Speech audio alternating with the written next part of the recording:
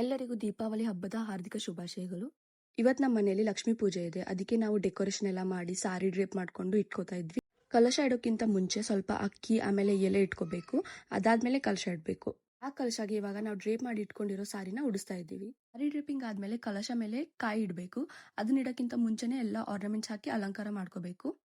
ಲಕ್ಷ್ಮೀ ಮುಕುಟವನ್ನು ನಾವು ಕಾಯಿಗೆ ಕಟ್ಟಿದ್ವಿ. ಆ ಕಾಯಿನ ಅವಾಗ ಇಲ್ಲೇ ಇಟ್ಕೊಂಡು ಸರಿಯಾಗಿ ಅಡ್ಜಸ್ಟ್ ಮಾಡ್ಕೋತಾ ಇದ್ವಿ. ಡೆಕೋರೇಷನ್ ಎಲ್ಲ ಆದ್ಮೇಲೆ ನಾವು ಮಾರ್ಕೆಟ್ಗೆ ಹೋಗಿ ಫ್ರೆಶ್ ಫ್ಲವರ್ಸ್ ಮತ್ತೆ ಫ್ರೂಟ್ಸ್ ತಗೊಂಡ್ಬಂದ್ವಿ. ಮಾರ್ಕೆಟಿಂದ ತಗೊಂಡ್ಬಂದಿರೋ ಎಲ್ಲ ಐಟಮ್ಸ್ನ ಹಾಕಿ ನಾವು ಅಲಂಕಾರವನ್ನು ಕಂಪ್ಲೀಟ್ ಮಾಡ್ಕೊಂಡ್ವಿ. ಹಬ್ಬಕ್ಕಂತ ಮಾಡಿಟ್ಕೊಂಡಿರೋ ಚಕ್ಲಿ, ಚೂಡ, ಕರ್ಚಿಕಾಯಿ, ಮೈಸೂರು ಪಾಕ್ ಎಲ್ಲವನ್ನು ನಾವು ದೇವ್ರಿಗೆ ನೈವೇದ್ಯ ಮಾಡಿಟ್ವಿ. ನಮ್ಮ ರಿಲೇಟಿವ್ಸ್ನ, ಅಕ್ಕಪಕ್ಕ ಮನೆಯವ್ರನ್ನ ಎಲ್ಲ ಕರೆದ್ಬಿಟ್ಟು ನಾವು ಪೂಜೆ ಮಾಡ್ಕೊಂಡ್ವಿ.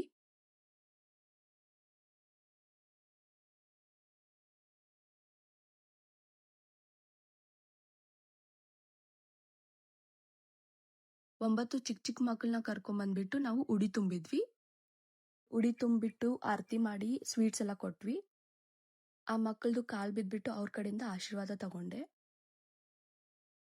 ಪೂಜೆ ಎಲ್ಲ ಮುಗಿದಾದ್ಮೇಲೆ ಸ್ವಲ್ಪ ಫೋಟೋಸ್, ವಿಡಿಯೋಸ್ ಎಲ್ಲ ತೆಕ್ಕೊಂಡ್ವಿ. ನಿಮ್ಗೆ ಏನಾದ್ರೂ ವಿಡಿಯೋ ಇಷ್ಟ ಆಗಿದ್ರೆ ಲೈಕ್ ಮಾಡಿ, ಕಮೆಂಟ್ ಮಾಡಿ ಮತ್ತೆ ಶೇರ್ ಮಾಡಿ. ಇನ್ನೊಮ್ಮೆ ಎಲ್ಲರಿಗೂ ದೀಪಾವಳಿ ಹಬ್ಬದ ಹಾರ್ದಿಕ ಶುಭಾಶಯಗಳು. ಬಾಯ್.